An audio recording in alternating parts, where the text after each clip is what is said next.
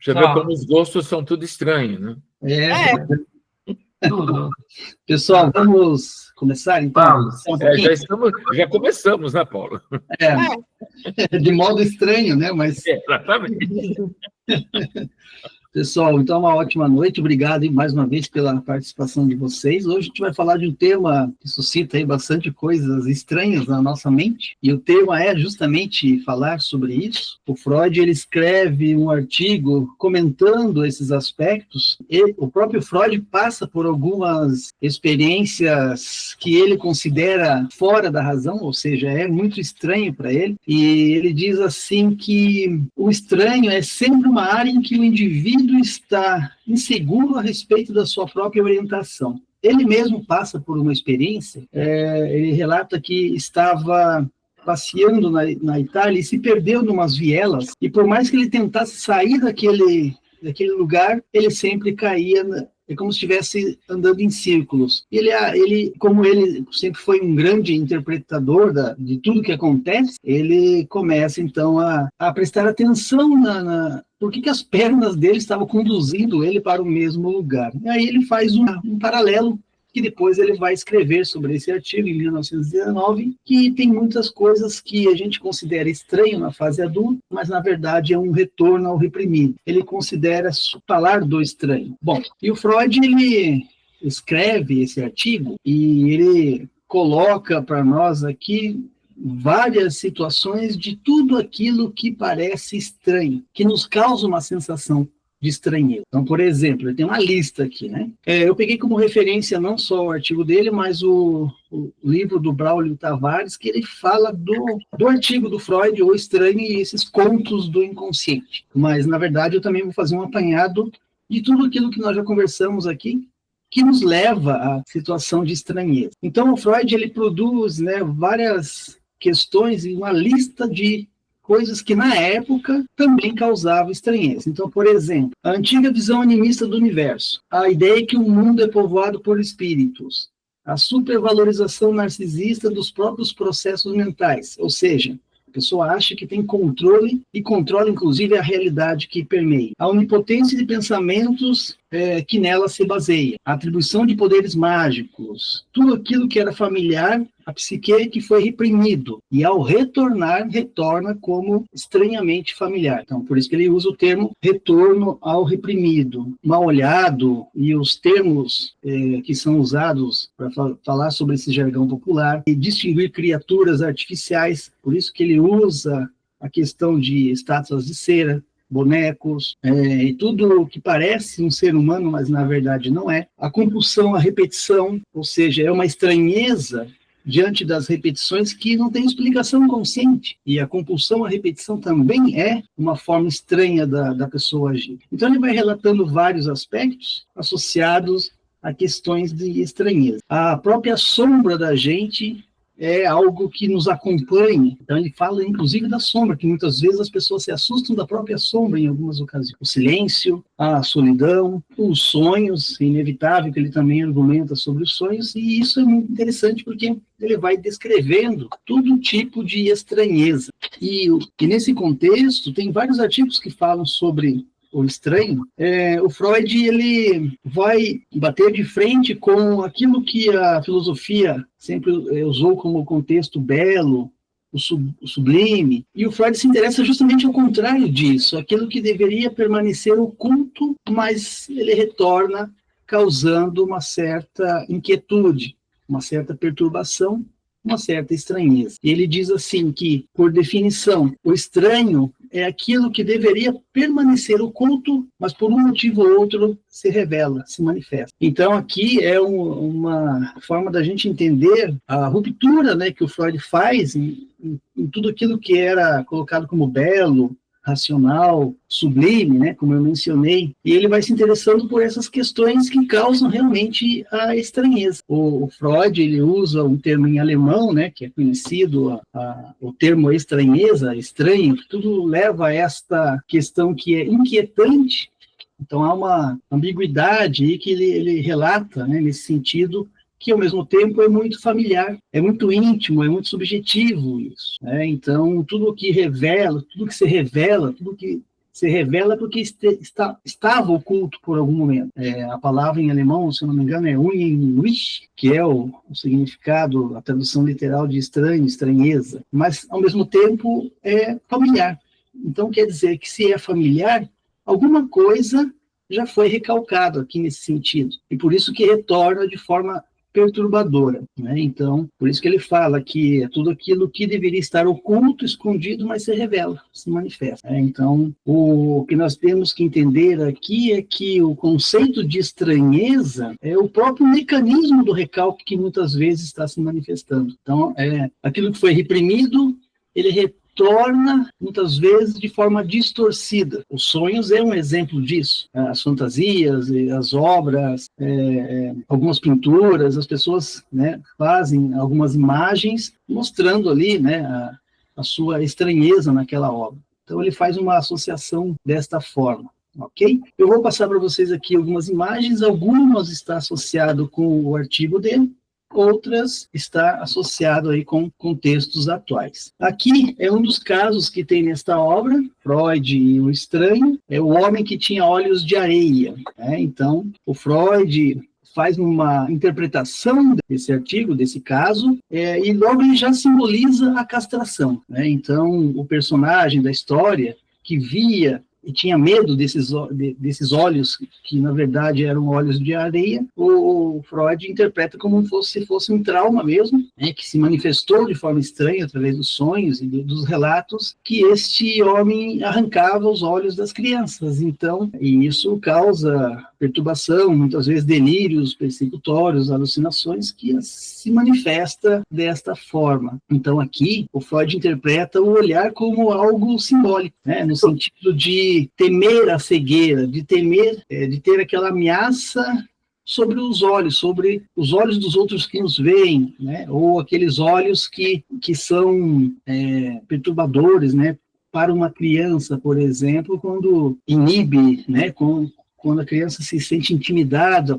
pelo olhar dos outros. O Freud também faz essas interpretações e analisa como uma ameaça à castração. Então, é uma analogia aí que a gente vai fazendo aos poucos nesse sentido, ok? As imagens aqui é só para que vocês pudessem ter uma percepção melhor do que está escrito. Eu não segui aqui na sequência todo o livro, apenas coloquei alguns pontos principais, porque é muita coisa para a gente falar só sobre o estranho. Um outro relato que tem no livro é destacado como o tema, o papel de parede amarelo. Então, essa imagem ela foi inspirada, né, para captar a essência do que estava narrado aqui no livro. E é muito interessante a descrição, porque o autor ele descreve com muitos detalhes o espaço onde ele estava frequentando. Então, é aquela sensação que a gente entra, às vezes, numa casa estranha, num hotel, e vê papel de parede, e vê a rachadura no teto, vê as paredes da pintura se descascando, igual a imagem, né? Uma cama grande de madeira pesada, escuro, sem janela, né? Uma pouca ventilação. É quando a gente entra, geralmente, em hotéis que tem essa sensação de estranheza, né? E no relato é interessante, porque ele destaca muito o papel de parede sujo, desbotado, e que reforça ali a sensação que a pessoa, quando entra num quarto dessa forma, tem um desconforto, né? É algo realmente que causa estranheza. Demonstra, né, na narrativa a decadência do ambiente físico, que muitas vezes reflete até mesmo no contexto psicológico, né? Porque isso incomoda, isso causa certa estranheza nesse sentido. Então, o papel de parede rasgado demonstra ali uma certa instabilidade da mente, né? Como se a mente fosse fragmentada. São analogias, né? Interpretações que podem ser feitas, assim como vocês podem olhar a imagem e fazer as suas próprias interpretações. A rachadura, o reboque aparecendo, né? É como se fosse algo reprimido que está retornando à consciência. E esse é o contexto que o Freud faz, né? Essas interpretações demonstrando certo desconforto devido à percepção, né, que o protagonista relata sobre este quarto com o papel de parede amarelo, né? Então, isso é contaminante, né? Isso nos leva a repelir o ambiente. Então, é só fazer algumas associações para vocês verem como é interessante essa estranheza, né? Que um quarto com papel amarelo desbotado, sujo, rasgado, nos causa. É uma imagem que nos remete a uma certa angústia, é uma imagem que nos remete ao medo de perder o controle, é uma imagem que a gente se depara com uma realidade que a gente não queria, e tudo isso realmente, né, causa esses incômodos. É inquietante, né, como o Freud fala. Aqui a imagem remete a alguma coisa para vocês? Professor, Oi. eu fiz algumas anotações aqui. Nesse caso, o professor do papel de parede amarelo, o professor começou falando sobre Freud, ao invés de ver o belo, foi para o lado da estranheza, né? Foi perceber isso no caminho dele. Eu vejo exatamente isso nesse papel de parede, né? É um papel de parede que deveria estar embelezando, mas ele está fazendo exatamente o contrário, né? Ele está enfeiando o local. Então, eu associo ele com o olhar do Freud, em vez do belo, ao que causa estranheza. Uhum. Com relação aos olhos de areia, eu fiz uma relação com a Bíblia. O professor Newton vai saber melhor que eu que passagem que é essa, mas na Bíblia eles falam, arranque seus olhos se eles o levarem ao pecado, se eles estiverem te levando ao pecado. É o caso dos olhos com areia, de repente. E a ruptura que o professor fala sempre, quando a gente começou a falar da estranheza, o professor sempre usa essa palavra, ruptura. Ruptura, quando o professor fala, me parece que quer tirar de um lugar comum. Vocês vão perceber que tudo que foge do contexto do belo, como você falou, tudo que foge daquela realidade que a gente idealiza, a realidade causa uma ruptura em relação às nossas fantasias, à nossa imaginação. É nesse sentido que é importante, né? Porque no caso do papel de parede amarelo, né? Existe aqui um personagem, o protagonista entra então nesse quarto e se depara com algo que chama muita atenção. Não é nem um chão arranhado, tem mais relatos nesse artigo, né? Associado ao tema papel de parede amarelo, mas tem várias outras coisas, mas o que realmente chama a atenção é aquela figura daquele quarto, aquela situação sombria, né? Que perturba a normalidade da pessoa. Não era aquilo que ele esperava. Isso leva a essa inquietude que eu mencionei para vocês. A ruptura é como se fosse algo alienado à realidade. E muitas vezes, o próprio discurso do paciente, muitas vezes, algumas situações, vocês vão perceber que está fora do contexto real ali que a pessoa está vivendo. Então, há uma ruptura da razão com a condição do paciente, da pessoa que está se manifestando naquele seu discurso, está falando coisas sem sentido. A ruptura sempre vem nesse contexto, porque sempre está associado à realidade. Então, aqui, sempre a gente vai...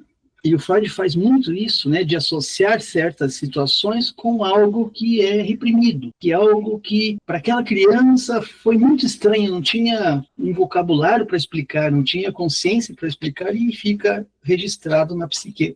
Justamente essa situação que muitas vezes nos causa um certo impacto. Eu estou falando aqui do papel de parede, mas a imagem tem também uma mulher que está ali neste quarto, que se vocês observarem o rosto dela, está narrando para nós aqui um certo tipo de sofrimento, ou talvez uma opressão que ela está passando, ou está sendo imposto para ela. Então, isso realmente causa estranheza. Eu acho que ela faz par com esse papel de parede. Ela está tão desbotada e arrebentada como. Exatamente. Então, no sentido de se sentir presa, oprimida, né? Ou seja, opressão da própria intelectualidade. E tem situações que nos reprimem, né? Ao invés de... Aí que é interessante, ao invés de curar, causa mais angústia ainda.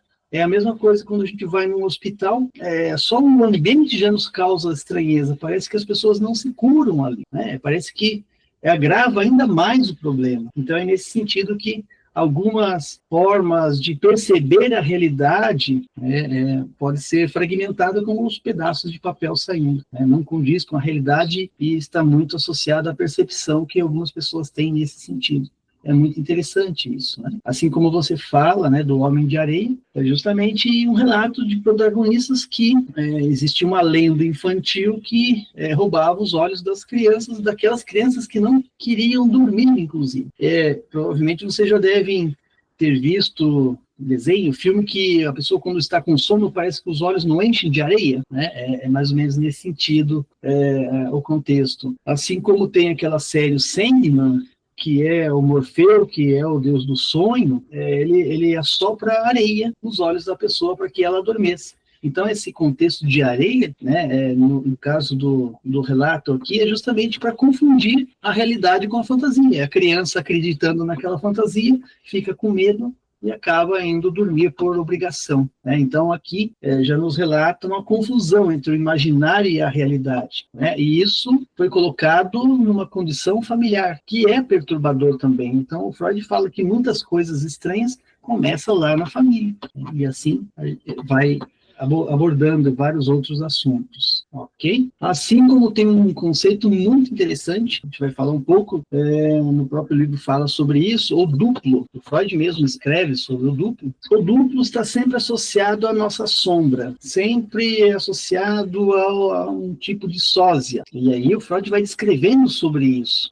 E ele relata também que essa questão de ter dentro de nós um outro eu, é como se fosse uma defesa narcísica contra a própria morte, ele diz. Mas às vezes se torna a fonte de própria angústia também, ter esse outro eu dentro de nós, que às vezes fala com a gente, né? E é bem interessante a questão do duplo. E no livro, o Braulio Tavares fala justamente desses contos, né? Que, primeiramente, o Freud, ele conversa com o Otto Rank, né? Que foi um psicanalista que esteve próximo do Freud, que já estava estudando sobre esse conceito do duplo, né? Porque tem uma questão aqui ancestral também, então eles estão estudando e levantando essas questões, primeiramente para trabalhar a questão da morte, né? Então é uma forma de garantir a imortalidade, tanto é que tem tribos que consomem o ente lá que faleceu para que a alma dele fortaleça o grupo. Esses relatos vocês podem ver no livro do Joseph Campbell, né, que ele fala do mito dos deuses. Então ele tem uma teoria bem interessante sobre isso, e principalmente essa questão das culturas primitivas, né, que levavam a esse entendimento. Então, com base nessas teorias, nasce esse conceito de duplo, de uma defesa narcísica contra a angústia de aniquilamento. Professor Nil? Você estava dizendo aí a respeito das tribos que comem os seus entes queridos. Todos os rituais cristãos fazem a mesma coisa. Na hora da Eucaristia, nada mais é do que a repetição desse ritual. Sim, mas de forma simbólica, né? Sim, claro, de forma simbólica. Porque não dá para comer Jesus mais vezes, né? Exatamente. Então, só de forma simbólica, mas é a repetição do mesmo ritual com as mesmas intenções. Uhum. Essa tradição, né, de manter ali naquele grupo a alma daquela pessoa que já se foi fisicamente, são formas de manter o duplo ainda em evidência. No Totem e Tabu ocorre o mesmo, não? Exatamente. E depois constrói-se um totem representando todos esses tabus na configuração da continuidade dessa força estranha que vem do outro. Exatamente.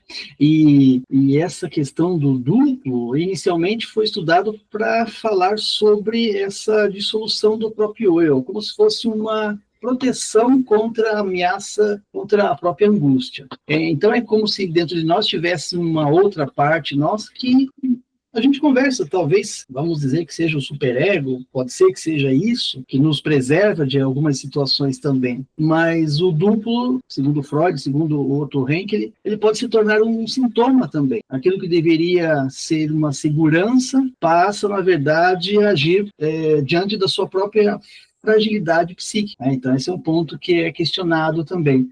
Outra questão que o Freud fala sobre a manifestação do duplo, E olha como nos remete a situações estranhas. A gente olha no espelho, quem de vocês já não perguntou quem é essa pessoa? Quem sou eu? Né? É uma forma de você se deparar com o seu próprio eu, mas está dissociado de você. Então, aquelas questões, né, que nos remetem muitas vezes a quem sou eu, para onde que eu vou, de onde eu vim, né? Aquelas angústias da própria existência. Quem já não fez perguntas diante do espelho, né? Que ali não é só uma imagem, mas é uma questão angustiante. Quem deve ter medo de espelho no escuro quando está sozinho e as luzes apagadas? Aí você se depara no corredor com um vulto, mas na verdade é você mesmo, mas as pessoas acham aquilo estranho. Tem pessoas que têm um medo enorme de espelho durante a noite. A questão da sombra também está associada ao duplo, né? Esse ser que nos acompanha aí está sempre do nosso lado, independente da minha vontade, ele está sempre do meu lado. A sombra. É algo estranho, né? E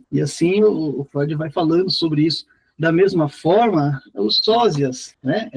Aquele encontro com alguém idêntico a você, os mesmos traços, as mesmas características, que causa certa estranheza também, né? Melita? Eu lembro, eu não sei se é verídico ou não, mas não teve uma época que, ou pessoas, ou sei lá, que julgavam a sombra como maligna? Aí depende do contexto. Eu não sei se é uma época, eu não sei se é sei lá, pessoas, tribos, eu não sei. Mas eu lembro de algo nesse sentido, que se julgavam que a sombra era enganadora, que você podia confiar, que era... Tinha um lance, eu vou procurar depois, eu achei que, de repente, alguém... O que mais, assim, se aproxima do nosso conceito é o Jung, né? Que ele usa o termo sombra, inclusive, para explicar aquela parte reprimida da psique que as pessoas querem se desconectar com aquele algo maligno, aquela parte ruim nossa. O Jung, ele promove a aproximação. Então, olha, eu sou indiano, não tem jeito mesmo, tá vendo? Nem sabendo disso,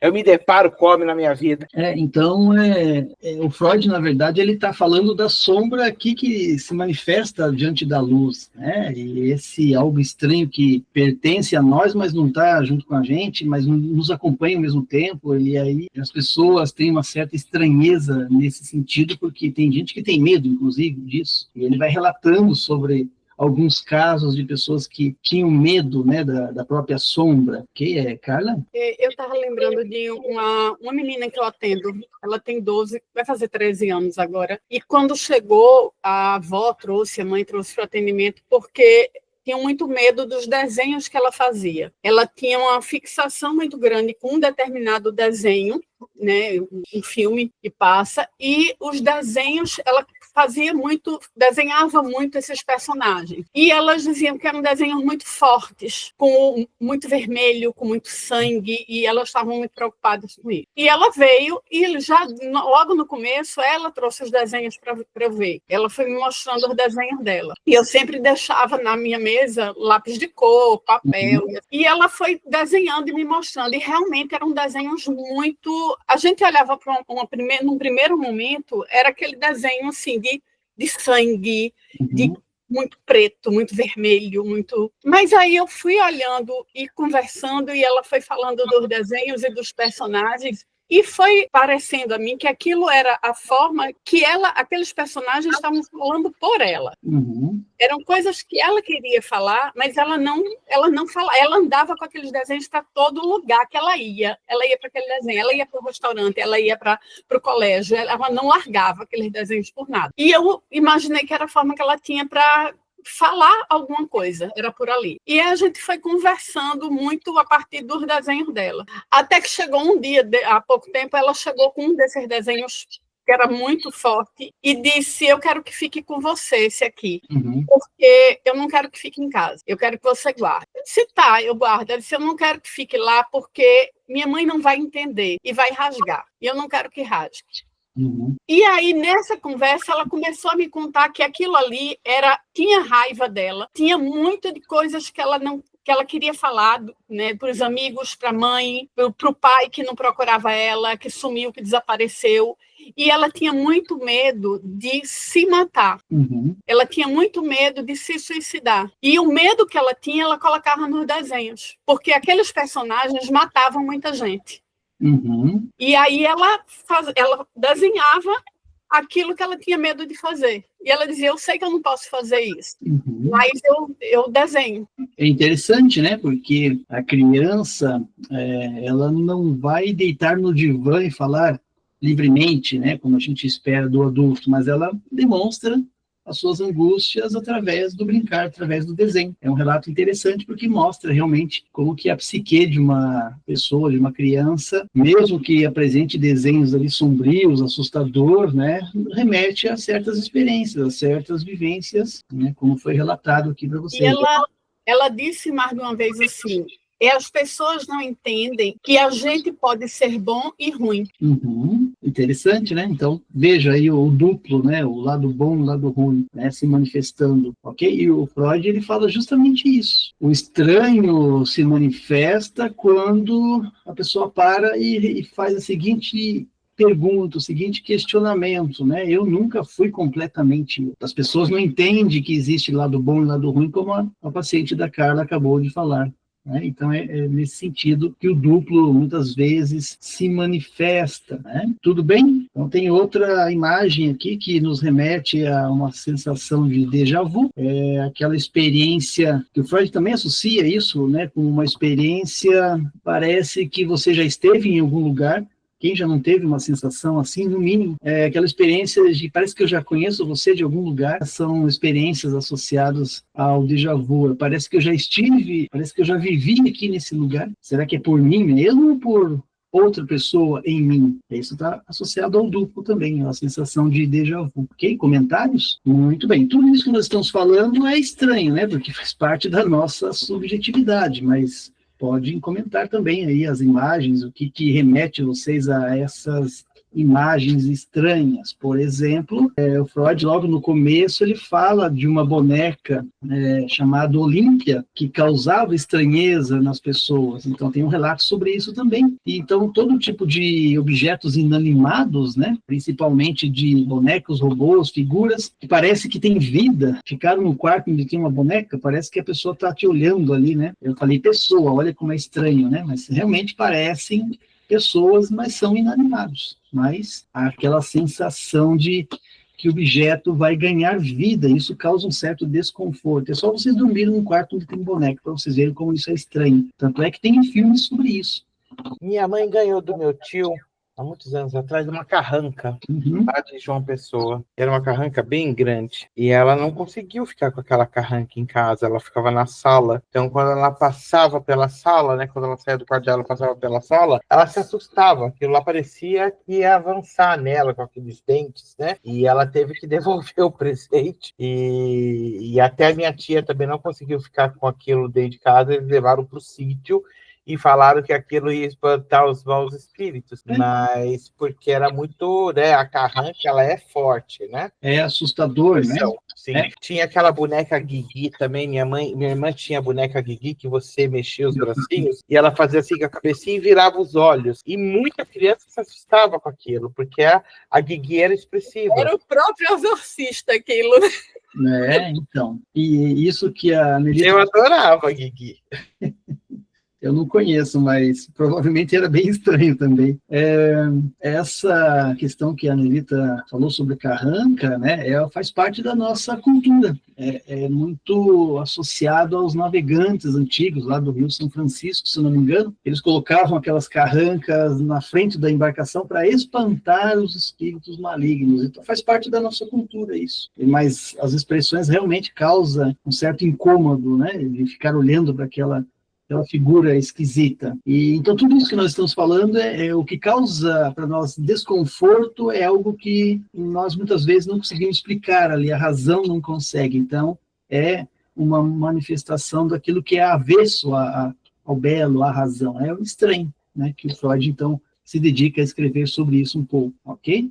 As carrancas, elas fazem parte de diversas culturas, de diversas tradições, não só no Brasil, mas provavelmente em todas as tribos do mundo. O pessoal não está assustando com os bebês reborn hoje, mas assustava com a boneca que virava o olho. Isso também faz parte aqui do objeto. Eu coloquei uma imagem aqui para vocês verem, né? Mas no contexto atual, né?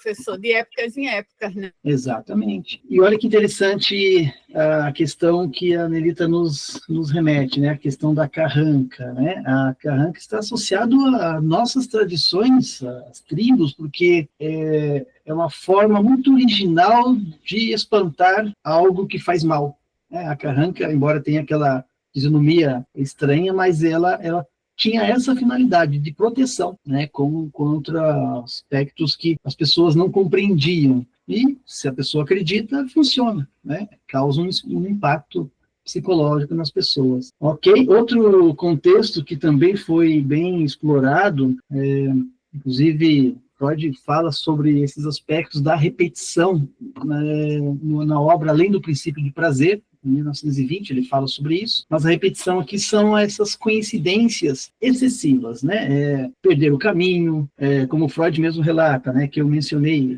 iniciei falando sobre um relato dele, que ele mesmo passou por uma situação que se perdeu, dava voltas e se deparava no mesmo lugar, não tinha explicação racional para aquilo. Aí depois ele vai interpretar o que estava acontecendo, assim como os números, né? Números que se repetem. Vocês já pegaram o celular, o relógio e viram 18 e 18, aos 20 e 20? Já tiveram essa sensação ou não? O pessoal faz até uma teoria nisso, né? Fala que dá sorte, 11 e 11. Isso, Tem o filme do Jim Carrey, né? O número 23, inclusive, né? Que eu coloquei aqui justamente para falar do filme. Ele entra numa paranoia em relação ao número que tudo que ele somava chegava a esse número aqui. É um filme interessante, se vocês não assistiram, ele realmente mostra uma paranoia em relação a números. E está associado aqui à compulsão à repetição também. Então, o Freud faz essas associações. Fernanda? Essa questão do estranho pode ser ligada também à questão do fascínio ao mesmo tempo? A pessoa estranha, mas ao mesmo tempo a gente fica meio fascinado também, né, com o estranho. Sim.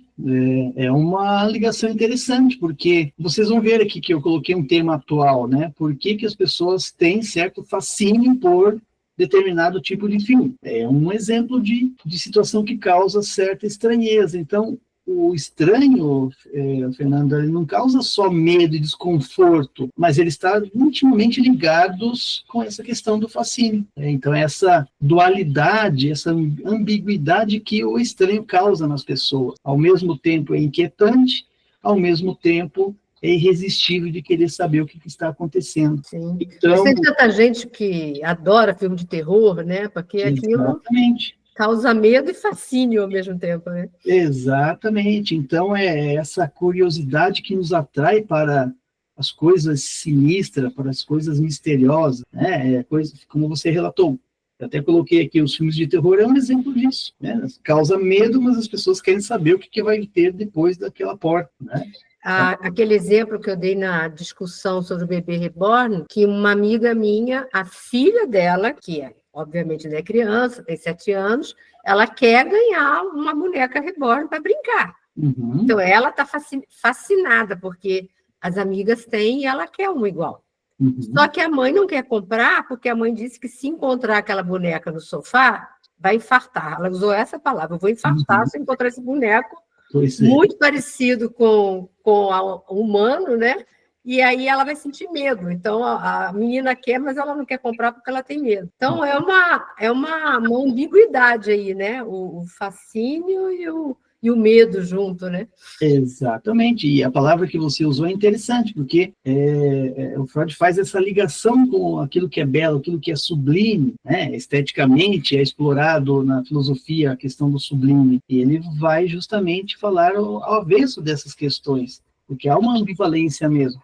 Tem coisas que nos causam medo, como você mesmo mencionou, filmes de terror, lendas urbanas e outros fenômenos que não têm explicação consciente para explicar certos eventos, causa certa estranheza, mas ao mesmo tempo tem pessoas que têm uma impulsão para tentar descobrir o que é. Né? E isso é o que você acabou de mencionar, né? Entre o estranho e o fascínio tem uma grande conexão. Né? E a conexão com a alucinação? A gente pode conectar essa questão do estranho com a alucinação? Por exemplo, dando o exemplo da minha paciente piloto, ela relatou, depois de várias sessões, não foi no início, não, depois de várias sessões, que tem uma voz que diz para ela que ela está sendo sonsa, que ela está fingindo, que ela não está passando mal coisa nenhuma, e ela ouve essa voz, assim, quando ela está passando mal sozinha, ou seja, a voz diz para ela que ela está querendo chamar a atenção dos outros passando mal, mas ela escuta essa voz quando ela também está passando mal sozinha. Assim, estranho, né? Podemos chamar de um fenômeno psicótico, né? Porque a pessoa tem aí o que eu acabei de mencionar, um duplo que se manifesta, que fala, que pensa por ela. A pessoa é aquela situação, né? Eu não sei se sou eu que estou pensando ou é alguém que está pensando por mim. Isso é um duplo que o Freud falava. Né? Tem alguma coisa dentro de nós que, às vezes, toma essas decisões. Então, o alucinatório estaria dentro disso aí, então, também, né? Com certeza, inclusive o Freud fala sobre isso, né? A alucinação causa essas estranhezas. Nelita? Eu associei o mecanismo de defesa. Por quê? Se ela sabe que ela está sozinha, que não tem ninguém, ela tem que se ajudar de alguma maneira. Então, ela fala consigo mesma, ela meio que vai para se alucina e sei lá, o duplo, acho que poderia até ser o duplo. Como diz o Raul Seixas, né? Eu não sou louco, né? É o mundo que não entende a minha lucidez. Mas louco é quem me diz ele, né? Louco é o quê? Mas louco é quem me diz Exatamente. que não é feliz. É isso, e está tudo bem, né? É isso mesmo. O importante é ser feliz. Outro contexto aqui associado ao medo da morte, né? A gente podia explorar só um tema só sobre isso, que é muito extenso. O medo da morte no Ocidente é visto de uma forma, no Oriente é visto de forma diferente isso, mas o medo da morte aqui também está associado a todo tipo de figura que nos remete à morte. Tanto é que nesta obra tem aqui um capítulo que fala a caveira que gritava, né? E todo tipo de figuras mitológicas, né, de lendas, de culturas, como fantasma, vampiro, zumbi, que faz parte, inclusive, de obras literárias, o retorno do morto, né?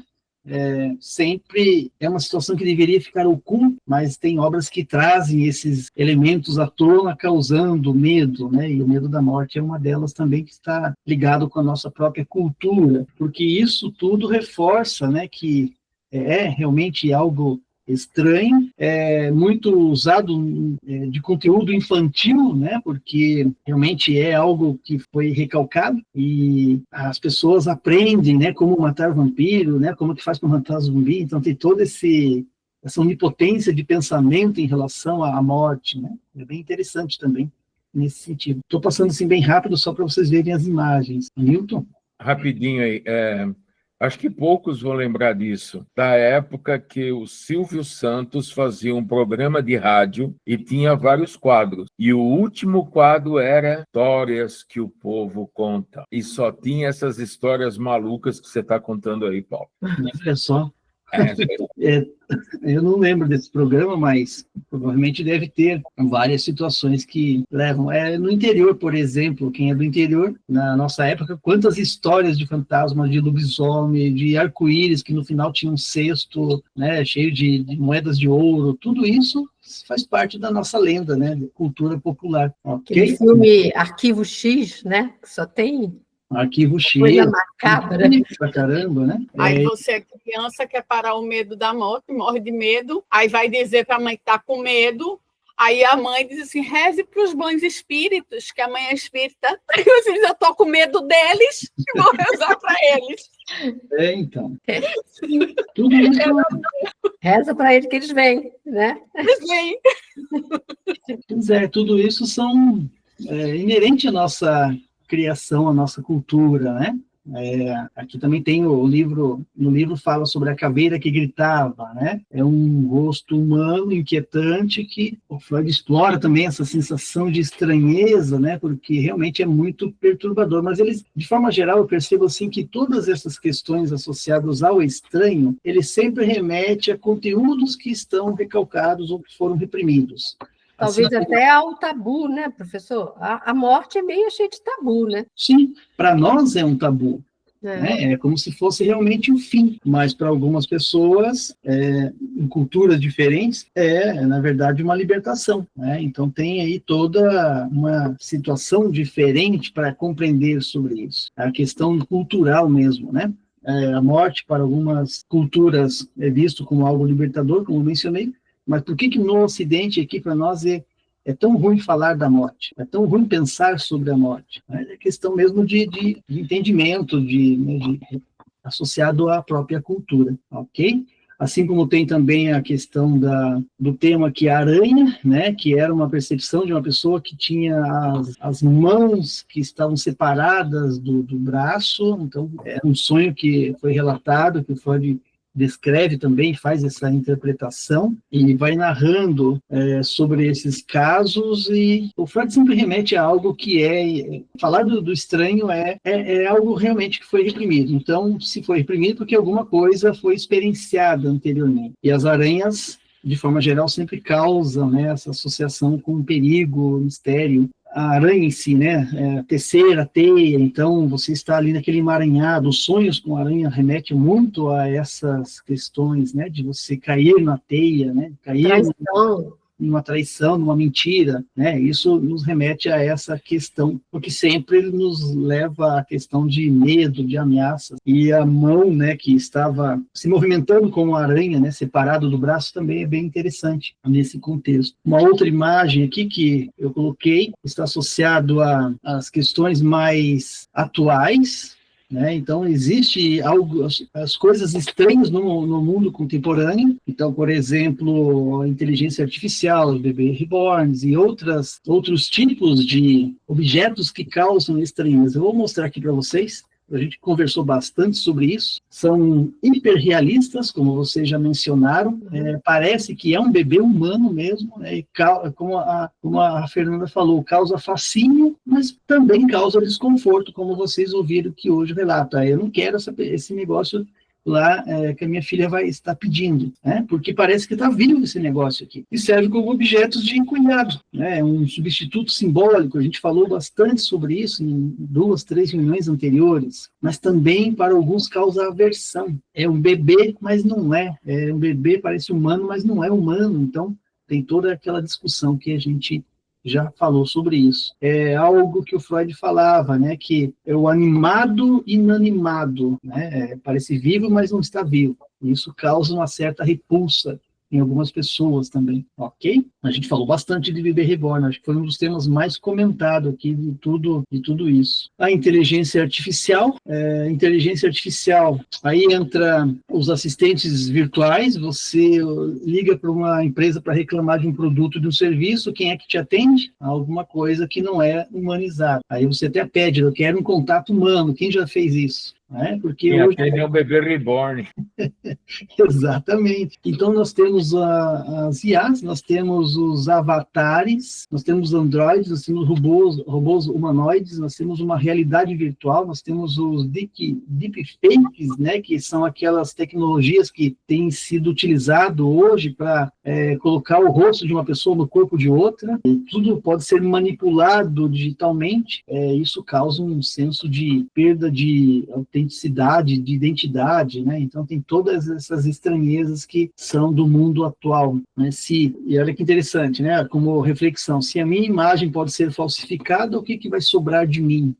E tem pessoas que ficam nesse mundo virtual, né, o tempo todo. Então tem essas situações, né, que levam à estranheza no contexto contemporâneo também. Os robôs, como eu falei, né, e tem vários filmes que mostram sobre isso, né, o Blade Runner e outros tipos de filmes com robô que são bem interessantes da gente fazer algumas interpretações também, ok? As dissociações psíquicas, dissociação é um conceito interessante para a gente aprofundar mais para frente, tudo aquilo que personaliza, né, o ser. É a sensação que algumas pessoas têm, que está nesse mundo, mas esse corpo não faz parte desse mundo. Essa dissociação psíquica é quando a pessoa rompe com a realidade, tem a ruptura, né, com a própria realidade. Tem vários filmes que mostram sobre isso, é muito interessante também, porque eu já tive pacientes que falaram assim, eu tenho a sensação que eu não sou desse mundo. Essa é uma frase para vocês verem como é uma dissociação psíquica. Tem esses episódios de despersonalização. É aquela sensação mesmo de não pertencer a esse corpo. Tem pessoas que passam por isso quando entram num quadro psicótico, principalmente, ok? Tem outras situações aqui que a Fernanda já levantou para nós, né? Esse fascínio que a gente tem e, ao mesmo tempo, o medo, mas nos causa uma certa curiosidade. São filmes de terror. As bonecas Annabelle, por exemplo, né? Já assistiram o filme da Annabelle, né? Então tem aquela boneca que causa também, né, um certo medo, desconforto. São os filmes, são jogos, são aqueles filmes de humor sarcástico, casas assombradas. Tem pessoas que vão visitar casas assombradas, espelho, palhaço. Palhaço tem o It, né? O filme também, que é bem interessante, né? Mas sempre causa estranheza nesse sentido. Eu acho que alguém falou, não sei se foi Nelita, essa coisa do fascínio do terror, que teria a ver com o outro mesmo, porque eu acho que tem um pouco da gente querer olhar para isso, para olhar para esse outro lado nosso, né? Olhar com uma certa distância, né? Com uma certa segurança de que ali não sou eu estou olhando ali com uma margenzinha de segurança, porque eu não estou olhando diretamente para mim. É muito interessante. Tem um livro da Elizabeth Rudinesco, eu acho que tem lá na biblioteca do clube, A Parte Obscura de Nós Mesmos. É muito bom esse livro, né? É um livro que fala justamente desta característica perversa nossa, né? E a gente vê uma certa perversidade no contexto atual, né? As pessoas estão lá passando por certa situação de necessidade, ao invés de ajudar, as pessoas estão lá filmando e tirando fotos. Tem pessoas que ficam assistindo filmes de terror, filmes sinistros, todo tipo de filmes que levam a essa condição de fascínio, né, pelo sangue, por coisas sinistras. Tem gente que assiste. Aí a pergunta é quem faz aquele filme ou quem fica assistindo que é realmente o perverso? Acho que são os dois, né? Porque a pessoa, para poder produzir um filme desse, ou para ter construir um roteiro para um filme desse, é uma coisa que tem que estar dentro dele, não pode estar dentro de outra pessoa. Tem que liberar isso, né? Então, ele libera também isso através do filme. Obviamente que tem alguém que se assemelha a ele, não tem a capacidade de produzir, mas adora ver. Então, acho que essas duas coisas estão juntas. Não dá para... Eu costumo dizer o seguinte, não dá para a gente produzir alguma coisa que não esteja dentro de nós. Não tem como fazer isso. Não tem como construir aquilo que está dentro do outro. Não é possível essa saída. E aí, professor, eu estava vendo até por mim, já tem um tempo, isso vai mudando, né, os interesses da gente, e já tem um tempo que eu não tenho paciência nenhuma para ler, por exemplo, um romance. Eu não sou muito de filme, eu não tenho paciência para ver filme, eu tenho muito mais paciência para ler.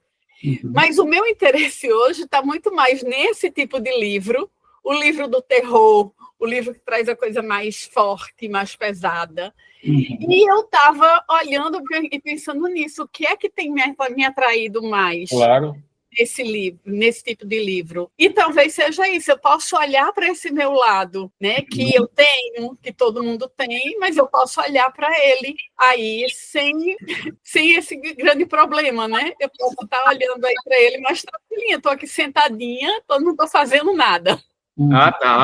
Tá, você está interagindo com aqueles personagens que você construiu ali, como não? Sim, sim. Tá. Que são dois, o que nós estamos falando, que são duas posições diferentes, né? Tem aquele que produz para causar medo e aquele desconforto psicológico, e tem aquele que assiste para ter uma experiência emocionante, né? Para realmente entender ali de fato o que está acontecendo. Mas, como o professor falou, tem coisas dentro de nós, senão não seria produzido isso. Tá. A minha fala é mais um contexto geral, e a gente está falando de todo esse monte de coisa, mas é no contexto atual. Esse mundo realmente ele me causa estranheza. Ele está tudo muito estranho para mim. O professor falou de pessoas que não sentem empatia, não se comovem, não ajudam. No próprio dia que eu falei sobre os bebês reborns, eu falei sobre, de repente, pessoas, e hoje foi falado até no grupo, e eu concordo com isso, tem pessoas que às vezes fazem coisas realmente para chamar a atenção. Isso é estranho. Sim. Isso é muito estranho. Se submetem a coisas estranhas, né? Que é geralmente uma fuga, aí entra medo, aí entra resistência, para mim entra esse monte de emaranhado. Mas hoje o mundo, para mim, ele está muito estranho.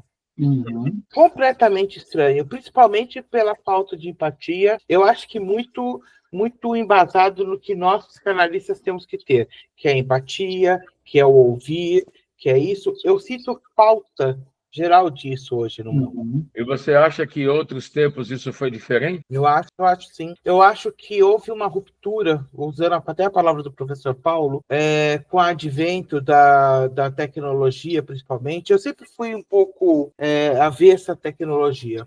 Não gosto. Eu fui substituída por um computador lá em 1990. Acho que eu peguei ranço do computador de lá. Mas eu acho que com esse advento, com essa aceleração, tudo mudou muito rápido. Houve realmente uma ruptura. Nós vínhamos, obedecer pai e mãe, aí tinha os rebeldes, tinha outra geração, plá. Mas hoje, essa geração, esse pessoal que está aí, ele é muito diferente da gente. Muito. Com hábitos, com formas de pensar, com trabalho, né? Com aderência ao que para a gente é uma coisa normal, já se vê que essa geração não quer ser líder. A gente foi criado para estudar, fazer faculdade e chegar numa posição de liderança. A primeira coisa que eles não querem hoje é liderança. Pois é. E o que é interessante, o professor Milton vai gostar do que eu vou falar, o Freud já tinha mencionado essas questões lá em Toque e Tabu, análise da psicologia das massas, Psicopatologia da vida cotidiana. Exato, além do princípio do prazer, parece que estava lá. Ele fala da sociedade que foi construída sobre repressões. Então, aquilo que reprime, provavelmente, Nelita, volta de uma forma realmente muito estranha. Tem que ter uma saída. Busca uma saída, pelo menos. Exatamente. Mas eu acho que até esse pessoal de agora era isso, era buscar uma saída. O de agora, cara, é sério, você não consegue entender a galera. Você não consegue, sabe? Fazer trocar uma ideia, não tem como. Uma que os caras ficam direto fechado ali, preferem se relacionar com a tela. Com o artificial. Entendeu? Como que você vai revolucionar? Não tem como. Exatamente. Vamos lá, Marcelo.